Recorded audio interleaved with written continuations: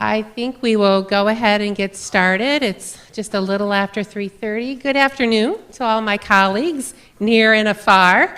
I am Amy Staley, and I am today's host for our Woodrow Wilson Visiting Fellow, Dede Bartlett. Dede has worked extensively for Fortune 25 companies, ExxonMobil, Mobil Corporation, Philip Morris, and the Altria Group.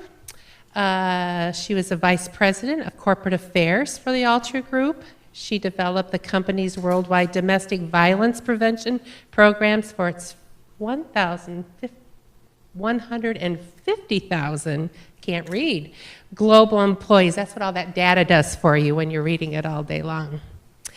We have Dede today to speak with our faculty in regards to some of the incivility, or trying to teach our students about civility due to incivility.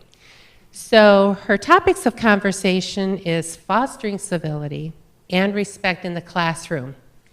Now that is easier said than done, so I'm very interested to hear about that. Domestic violence awareness, we see that every day, unfortunately. And how to support students and how to support the faculty. So as we talk today and as we have questions and during the session, I will have one of these. And Jennifer Byron over here will also have a microphone. So if you're here, we would like to hand the microphone off to you. If those of you who are live stream need to or would like to ask a question, please either instant message Jennifer Byron, or you can email Jennifer, which is jbyron, B as in boy, Y-R-O-N, at davenport.edu. There, do we have all the housekeeping duties out of the way? Yes, I believe we do. All right, no further ado, I would like to introduce Dede Bartlett.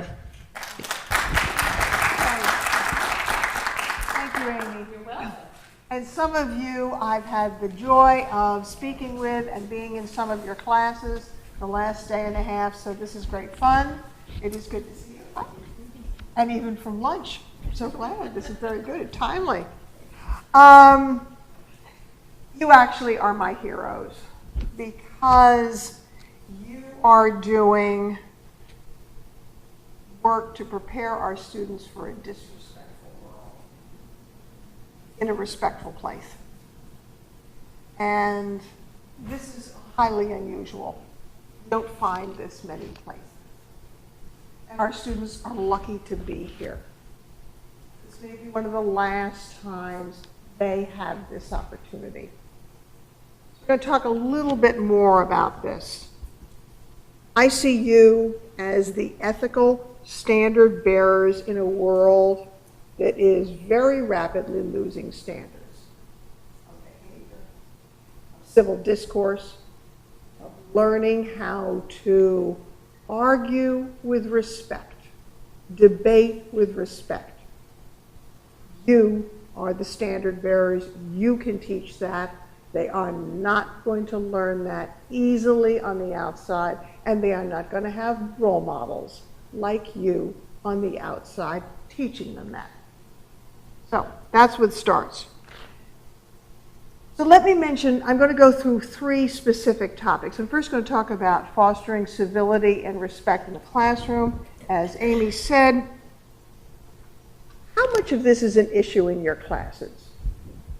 And I say this simply because as a day and a half here, I have been so impressed by how kind, respectful, pleasant people have been. You can't have indoctrinated every single one of them in the hallways to do this. You're good, but you're not that good, okay? But is incivility a problem in your classes? Is disrespect a problem? And let's just have that conversation. It's a problem. It's a problem. Is it a problem in discourse? Is it a problem in writing? Is it a problem? How is it a problem? Yes. All of the above. All of the above. All of the above. To what do you attribute it? please.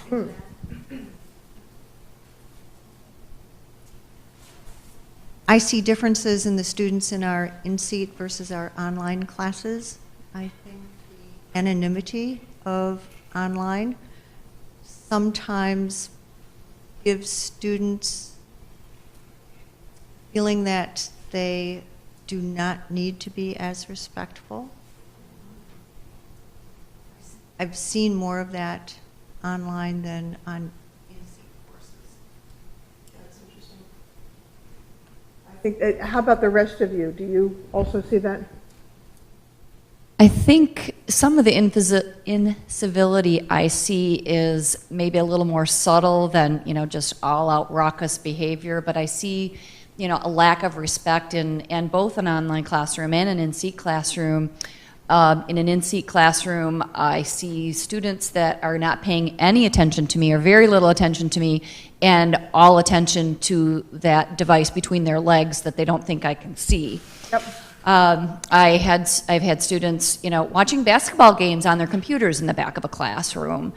I had just very recently, I had a substitute teacher in a class that I was teaching, and a student who was disrespectful in the way he addressed the substitute teacher. So, not real blatant disrespect, but there all the less. And technology certainly plays a part in that. That's very interesting. I saw a head nodding there. Yes. Going to piggyback on what you guys were saying, that I think it also depends on the subject matter.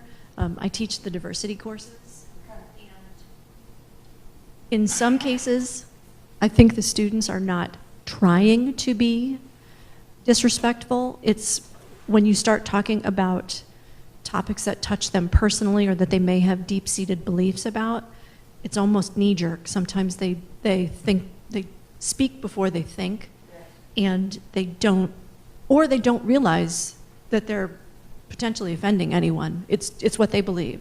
So it's really hard to diffuse that. Yes. Yes. Some of the interactions with students, the attitude that I think that I see or feel from them, and it may be more subtle, but it is more about it's a me world versus it's an our world. So life is quite often more about me. Yes, yes. That's an interesting observation. I'm going to talk a little bit about that me isolation, that me narcissism. Any other thoughts on or experiences on the incivility? Yes.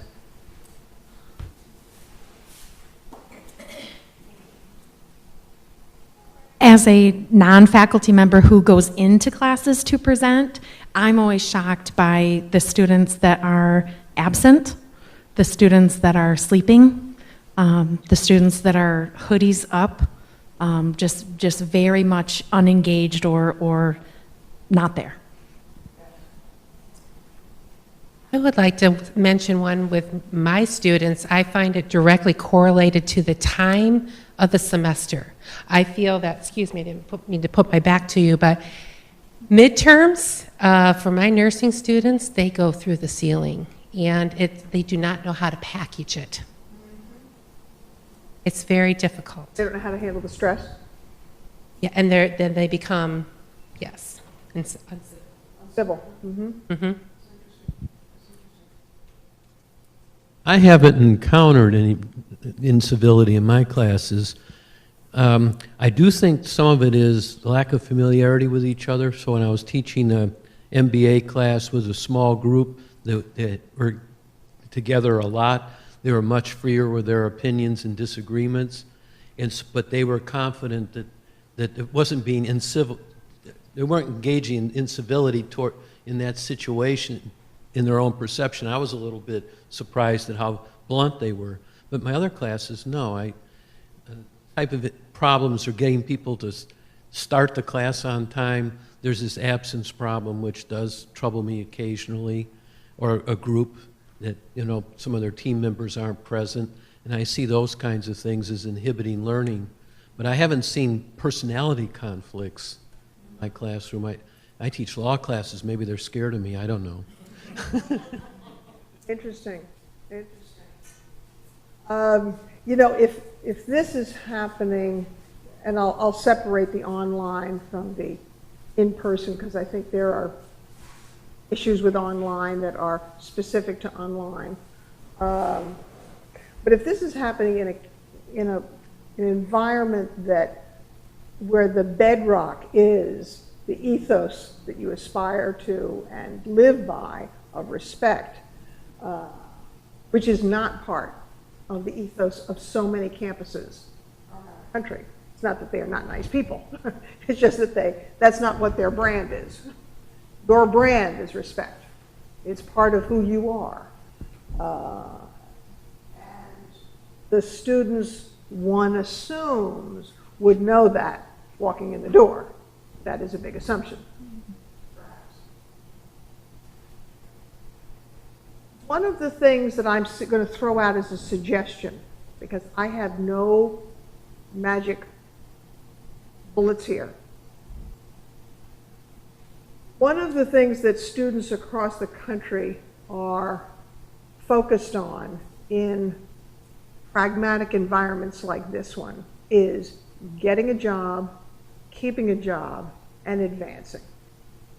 That's bedrock. That's what they all want, especially at a place like this. If there is a way to underscore the correlation between disrespectful behavior of the kind that you're just mentioning, and I'm not even sure they know they're being disrespectful when they do it. I know exactly that experience of lecturing to a hoodie in the front seat that is asleep. And I know that exactly. I don't know who that human being is. Okay, I have never seen that human being's eyes. I've seen masses of those folks.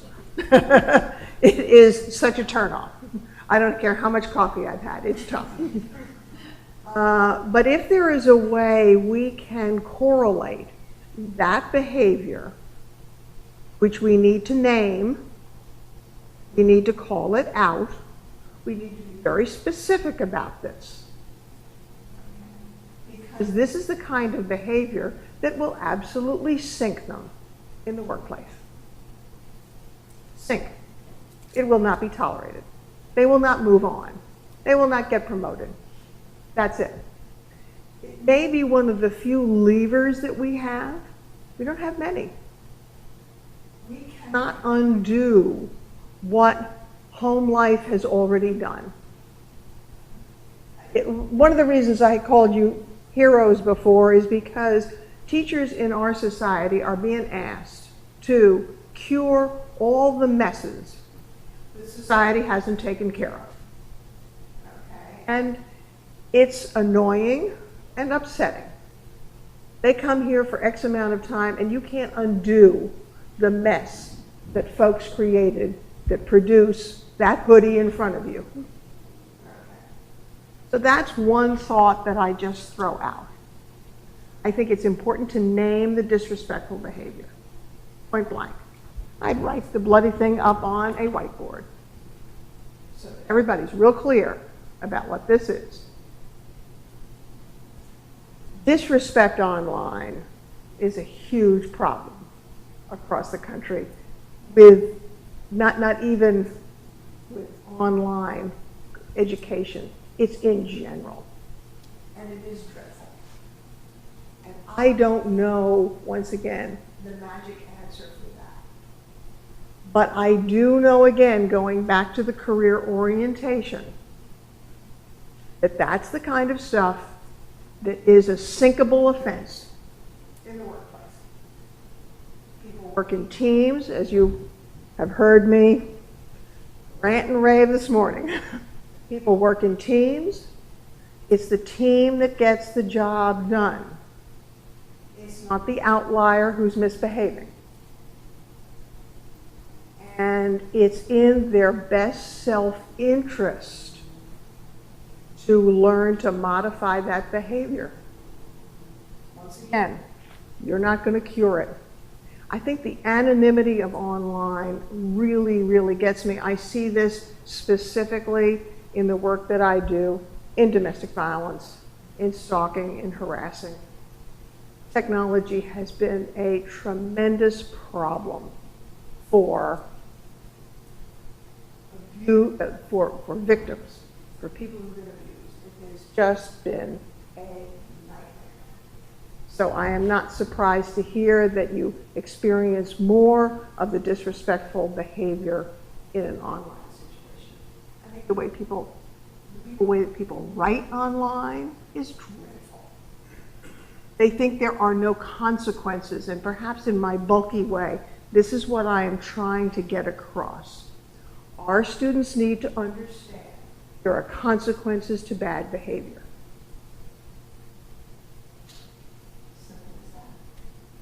Ever it has been so. So it's not magic, but it's a thought.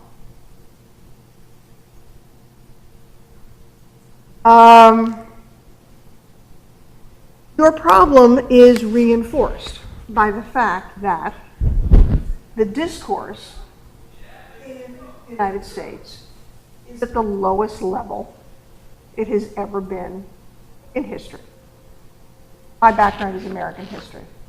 I have to search in American history for a time when things have been quite this unpleasant.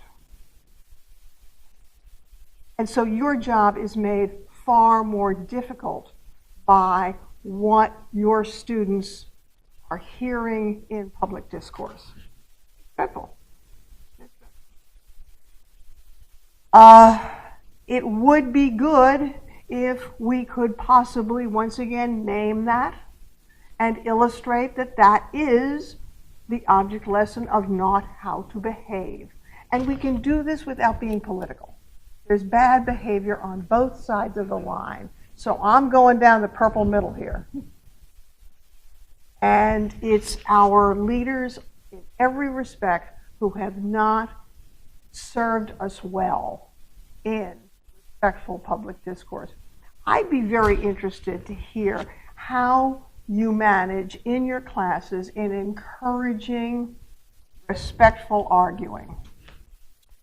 How do you manage that when you have students engaged in a debate situation?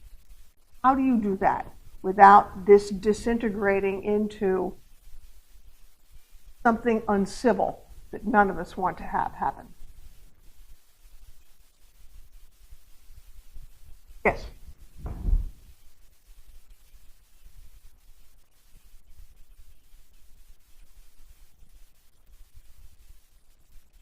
Well, because I teach the diversity courses, this is something that comes up, and it's not perfect, but one of the things that I know a lot of us insist on in those classes is that your arguments are backed up by vetted sources, that you try to keep the personal out of it as much as you can, and if you want to advance a position, then you got to find somebody respected to back that up, that it kind of takes it away from that knee-jerk place and allows you to be a little bit more reasoned and cool about it. But like I said, it's not perfect. Yeah. Good. That's somewhat encouraging. Any other thoughts? Yeah.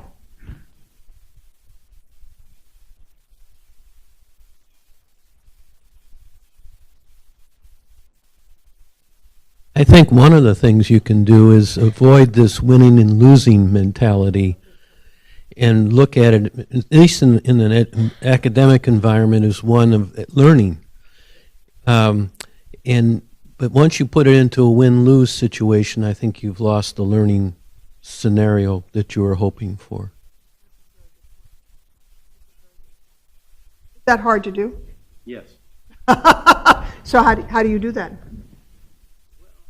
think that's where the teacher can play a role, so that you don't make it a game of winning and losing so much as making it as trying to find win-win, so the quote-unquote loser actually benefits and walks away from the experience feeling the better for it, and the winner doesn't feel like they've beaten somebody up. I mean, but that's sort of, you're sort of a mediator in that situation rather than a judge.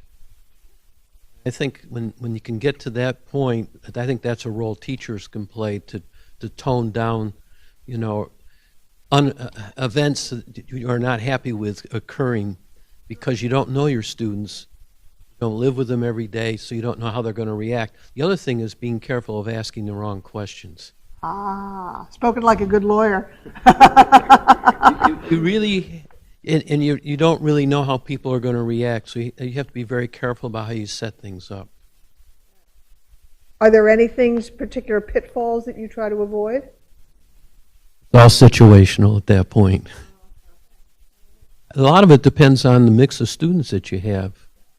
And you really have to pay attention. I mean, when you have 25 students in a classroom, it's really difficult. But if you have a smaller class, shame on you for not sizing each person up and not pitting people against each other, their natural foes.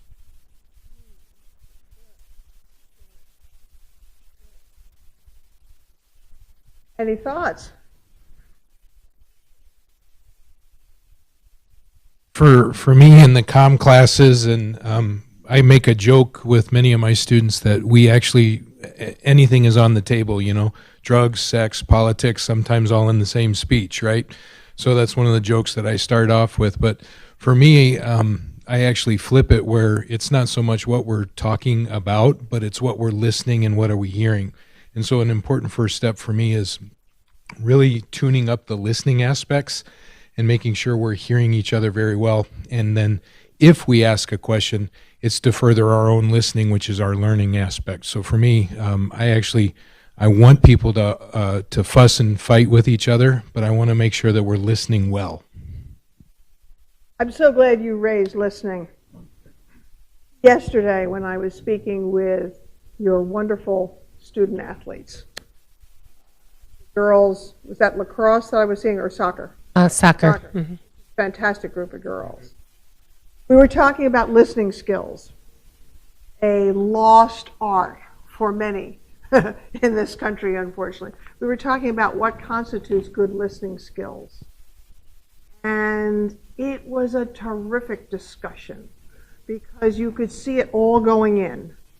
You could see the one of them looking to the other, to the other. The conversation was right in this room. They were seated right here. I was asking for comments and thoughts. One would raise a good question. I'd turn to another one. She'd talk and say something, and I'd say, well, now, who said that good point there? They would all turn and point to the one who had said that. Nobody took credit for something that wasn't theirs. They acted as a cohesive, collaborative listening group. It was a fine moment. It was an enriching time.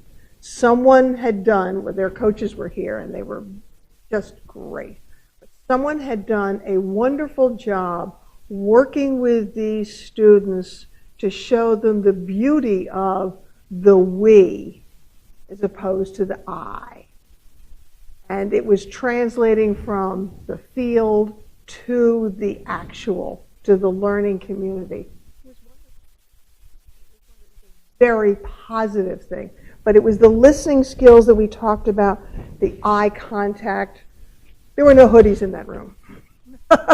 It was wonderful. It was terrific. Because they were engaged. And this is the reason you went into this business. Because you wanted to be with students, you wanted to engage them. And this was powerful, and this was very rewarding. We know you didn't go into it for the pay. Okay, we got that. Is there anything else that I'm missing here on the dynamics that we should be talking about before I move on? Other ways to move the civil discourse, the level, the tone? Yeah. We provide students in all of our programs, either through internships or practicums or clinical experiences, a chance to experience civility or incivility in the workplace and come back into this environment and talk about it. In fact, most all of them are actually evaluated for some part of their grade by the supervisor on site for certain skills that they're either demonstrating or not demonstrating well. So there's that opportunity, I think, to have that discussion and to help them understand that even the discussion on civility is not an academic discussion. It is going to happen for them in the workplace, and the internship or other experience helps bridge that to an extent. I think that's another part of what we do. So that's wonderful. I would translate that as you're giving them a mini performance review of the kind that they're going to get when they're out in the workplace. That's great. Yes. And to just tag on to what Wayne mentioned as far as having those practicums and clinicals and internships, when there are some breakdowns in communication, sometimes a patient is at risk. Some type of something gets dropped. I don't know, like in the business world, maybe thousands of dollars are lost, etc. Pointing those things out, because they can be the smallest things that can create the largest problems. Absolutely right. Question. That's great. Some of you may have heard me say this the other day, so pardon me if I'm repeating. But I keep going back to the art of teaching our students the respectful way to disagree. All viewpoints are valid as long as they're not criminal, as long as they are not, let me just put it, as long as they're not criminal. But learning to disagree in a civil, non-threatening,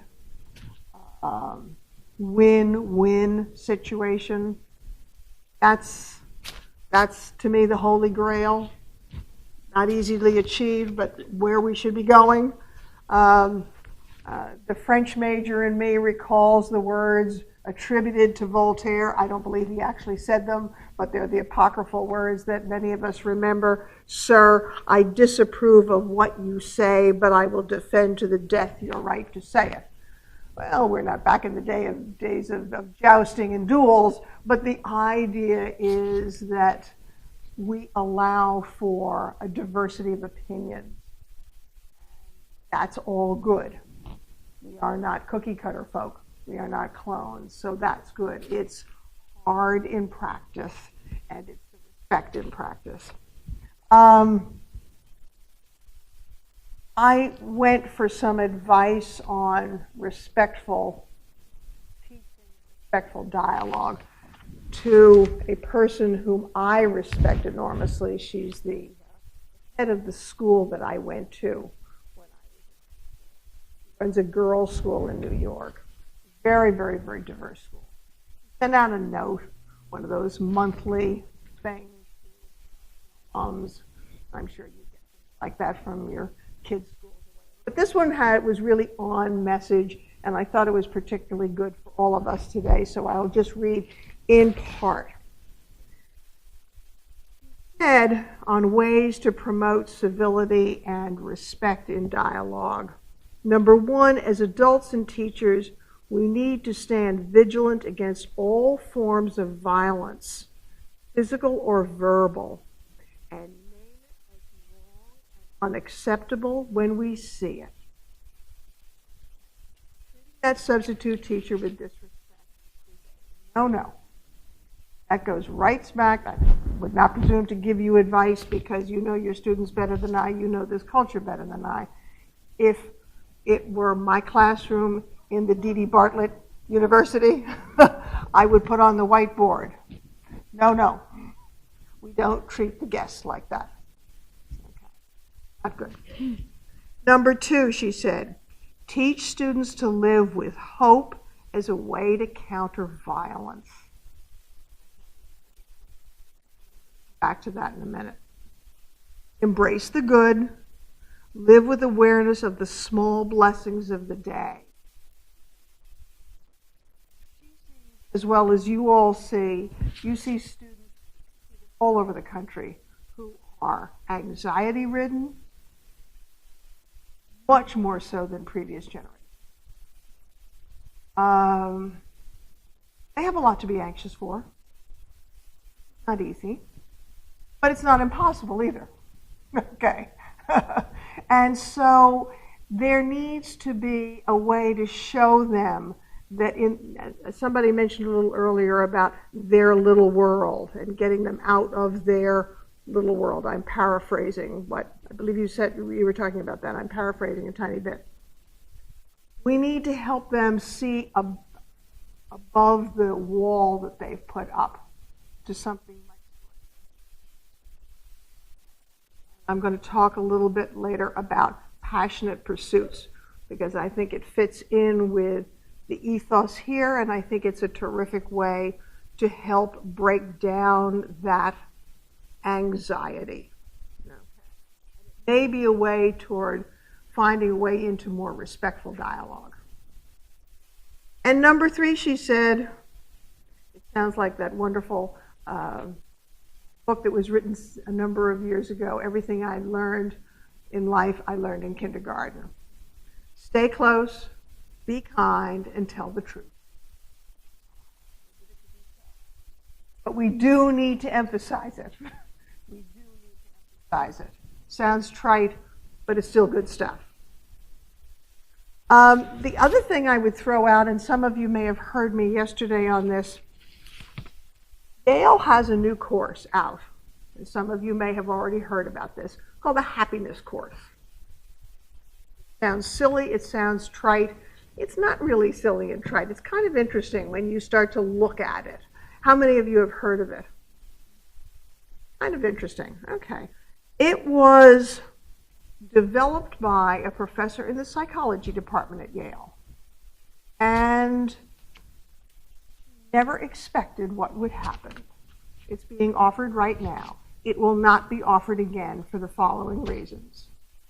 Yale has about 5,000 undergraduates, more or less, and 1,200 undergraduates have signed up for this course. Created a little bit of havoc administratively with the rest of the academy at Yale. Okay. So there are a lot of reasons why it's not going to get repeated, but it is going to go online. The woman who developed it did not intend to create a blockbuster.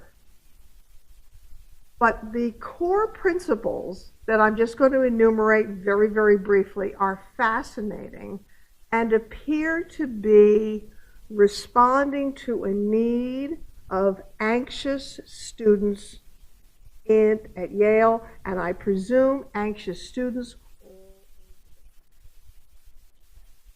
So, and I think that there's a link in here with civility and respect. So, here goes.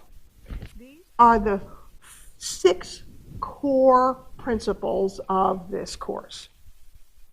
Number 1, spend time and energy the right way. I talked to some students this morning about we can't control the world. We can't control the world. We can't worry about North Korea. We cannot worry about every single unpleasant, unpredictable, difficult thing going on. The only thing you can be concerned about and should be concerned about and can control is yourself. Spend a little time on that. Number 2, take time to express gratitude. I've lately become a huge believer in gratitude. It takes you out of that narrow, tiny place into a much larger place where you can say, wow. As my principal said, take pleasure in the small things each day. I like to, for example, Jennifer knows this, I like to go when I can to remote places to do archaeology. And one of the blessings when I come back from some of these remote places, and they're very difficult, and I don't wear what I'm wearing now, is I turn on the shower and out comes hot, clean water. I am deeply grateful for hot, clean water. And after the third nor'easter has gone through my town in less than 2 weeks, and there have been power outages, I am doubly grateful for that. Number 3, do something nice for somebody else. It was a little bit with the gratitude thing. I'm going to talk about altruism. I think we need to spend a little more time on altruism, and I think it fits so perfectly with what you do here, with your whole reason for being here. Number 4, she said, take some time to be mindful. Yes, your students have 2 or 3 jobs. I've got that. I've got that they're busy. There's no question. They can still find time to be mindful. They can still carve out that. We can teach them. People can teach them mindfulness. And that can relieve some of that anxiety and some of that aberrant behavior that we're not too crazy about. Number 5, get plenty of exercise and sleep. Well, maybe that's not going to but it's a goal. It's a goal. I'm thinking about the working mom with the kids and trying to get here, and it takes an hour and a half to get here when the weather's bad. I've got that. But it's a good goal. She said, this should be the toughest course at Yale because I want students to practice this every single day. So I'm boiling this down. I think that there are some nuggets here. Throw the seeds out and see where this springs for you. So, time that remains, I'm going to move on to the next. So, if respect is about treating everyone with consideration and kindness, partner abuse is the polar opposite. Welcome to my world of domestic violence. Not a good world. One you will see. One you may already be seeing. Your students are in the prime age. Partner violence, whether it's stalking, whether it's online, whether it's in person, whether it's physical, whether it's emotional, whatever harassment, prime subjects happen to be young women between the ages of 18 and 20. Happens to other folks too, happens to men, okay? 1 in 7 men suffer physical violence at the hand of a partner. 1 in 4 women are going to be abused in their lifetime. These are terrible. Happens to all folks, all places, regardless of income level, regardless of race, ethnicity. You're one of the first campuses that has encouraged me to talk about domestic violence. A lot of other campuses that do not do this. I keep saying to myself, isn't it marvelous? I have found the only places in America where this doesn't exist. I am so thrilled. I want to congratulate them. I do not do that. I try not to be snarky to the nice people who invite me on their campuses. That's not being a good guest. But you have opened the door. You've let me speak about it. I do this because I want you to know about it. You may already know. I hope you know who to go to if you or one of your colleagues is in a difficult situation. Equally important, I hope you know who to go to if you suspect one of your students may be suffering. If a student divulges to you is a victim, you're a mandated reporter. You need to tell someone about that. And you need to know who to go to. Go to.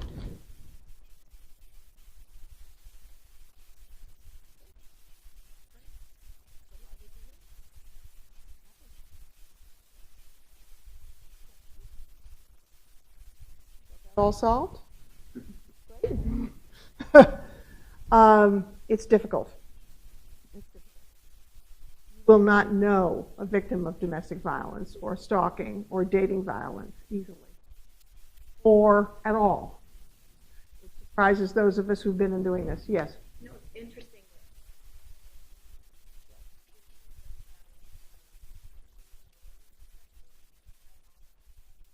Sorry. Some of the same anonymity issues we find in an online classroom that have, sort of negative repercussions, the incivility. I also find students in an online class are far more willing to talk to me about issues that are going on in their life, and I feel like I'm part-time faculty, almost full-time counselor at that point, which is great. I love that, but it's just interesting that I've had far more students in an online class come to me with issues they've had or struggles they are faced with. Is that interesting? It is. It's the irony of that. Yes, they are more comfortable and secure in talking to you opposed to if you were face to face. Yeah. It's a curious thing. Do you know what to say when someone admits, talks, reveals that she or he is in how to manage that conversation? Sometimes it's pretty cut and dry what you're supposed to do. Sometimes it's sort of, you're not sure, so often I go to Jennifer or connect with Andrea Prins and get guidance. This is what I'm thinking. If I ever am questionable about something, I always bring it to somebody else and say, help me through this, because Good. I don't want to make this decision by myself. No, I think sometimes, and that's excellent advice. Sometimes the simplest, fastest thing at the very moment is right. I even had an adjunct faculty at one point a couple of years ago who was she was suffering from domestic abuse and she was teaching for me at the same time, and she was escaping her husband, living in a shelter, and we ended up having to find somebody else to teach the remainder of her class, but worked with some of our resources that we have available to try to give her some support and some resource, because she was likely in fear of her life because of the extreme abuse she was suffering. this is a lethal situation. I'm glad that you're getting counseling. You don't want to play doctor on this. Okay. I work with a lot of law enforcement around the country. This is the most lethal situation that the cops respond to. So you're right to be cautious, to be hesitant. You want to be helpful, but you are properly cautious in the way you're approaching it. You're getting her the resources she needs through the people who are qualified to give them. Any other thoughts on this?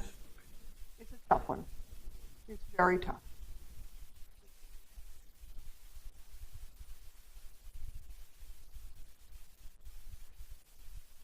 Unfortunately, that's the kind of thing there are no quick fixes on.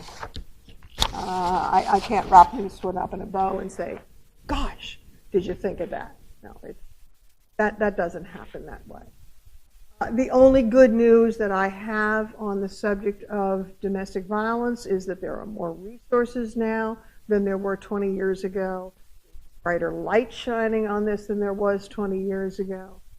Who's been raising awareness about this for 20 years. I see steady progress. Most people across the country are aware of the issue, as opposed to the way it used to be when it was always those other people. My friends, those other people are us. And so happily, most Americans now recognize and realize that this is.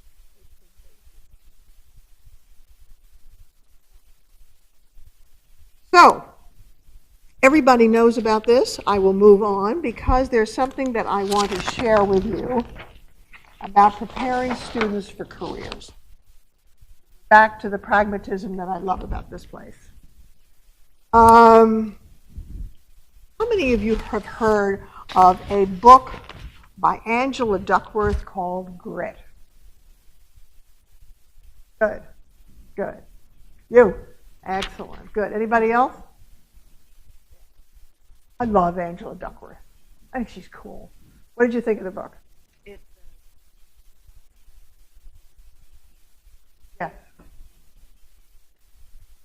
Okay. Anything else you want to elaborate on?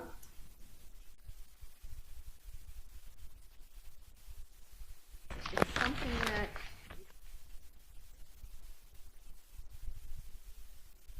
Yes.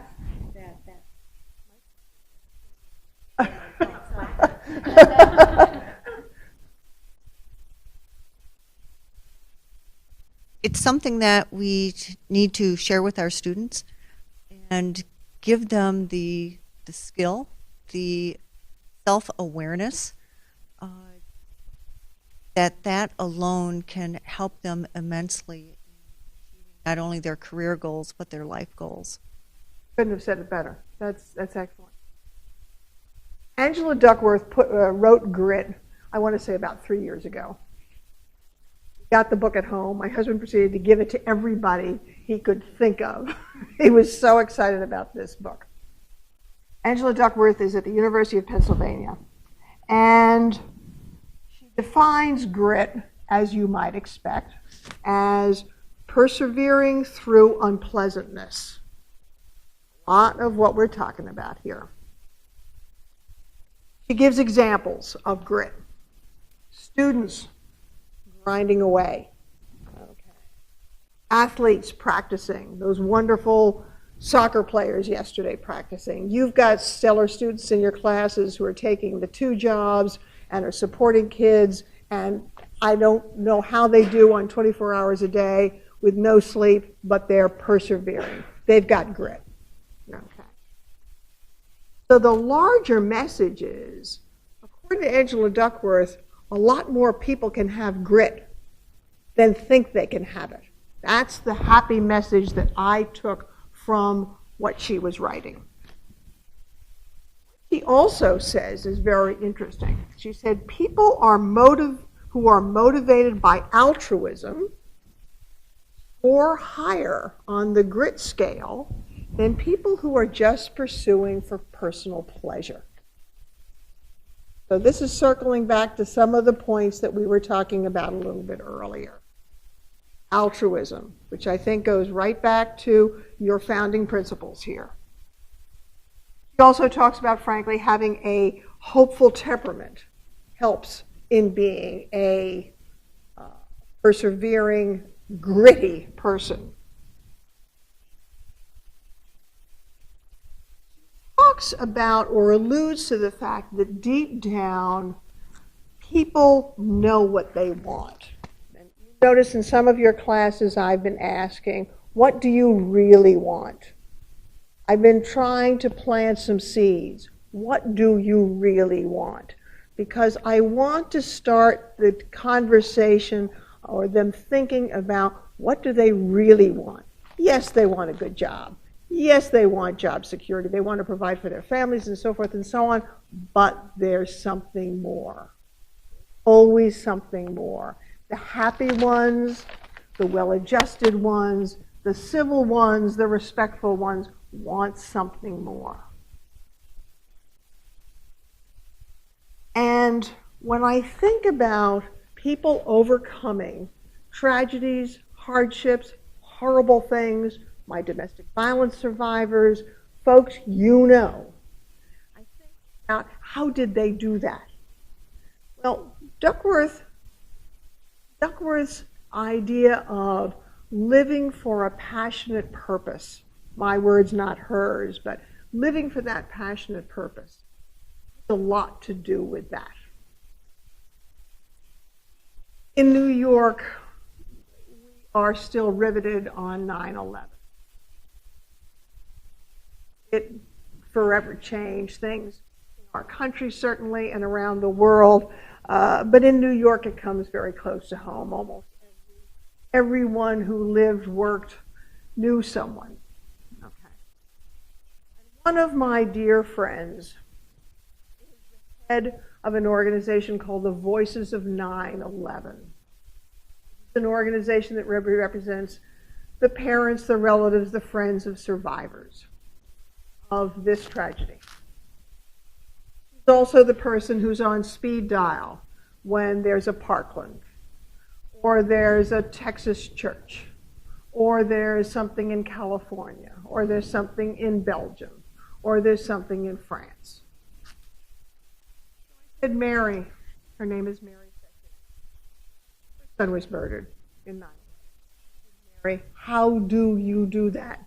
You conduct workshops, making people whole, talking about grit, talking about perseverance, but how do you do it? How do you wake up every day and keep on doing it?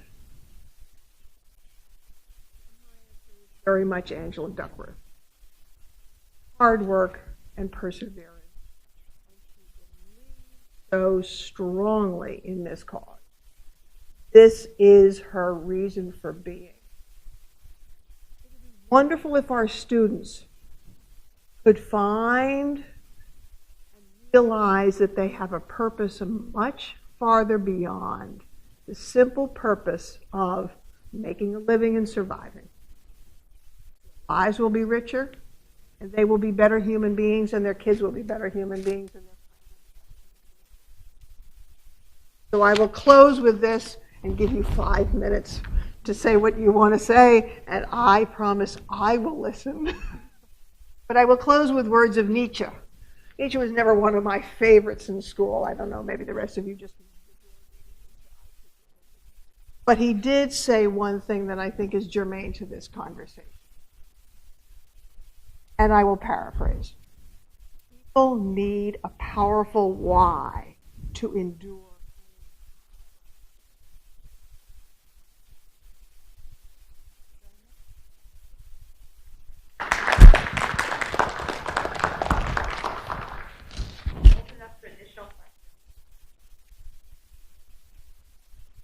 Yes.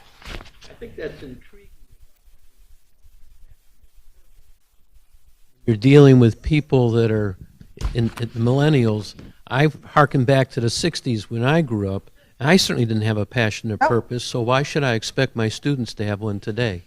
And I dealt with things like Vietnam. It was every bit as difficult as anything that happened today or is happening today. So for young people, I have 2 granddaughters that are teenagers. I would love to see, and when one of them does sort of have a passion or purpose in music, but I wonder how we as faculty members can help instill that in students at a sort of formative stage. Sure, and I take your point completely. When I was 22 and emerging from college, I was completely ignorant. Not a clue. I think we have to plant the seed. I don't think anybody planted the seed with me early. I think it's something that takes years to germinate. But I think it's our obligation, in my view, to plant the seed, because we never know when that's going to bear fruit, when it's going to start to grow. In my case, it didn't happen for 30 years. And then suddenly, the cause found me, and it was transformative. I knew nothing about domestic violence. I didn't know anyone I thought who'd ever been abused. Why would I care? My life, okay? But it came to me. And then it was transformative. That's a whole other story about how that all happened. We don't have enough time for that. But the point here is, if we start preparing the ground, I think it's very useful, and especially in view of the fact that you have a school that has a tradition in, I will reframe it if you don't mind, of learn, earn, return. You've got all of the building blocks here. They need to understand the return. So much that needs to be done. They need to see their stake in the return.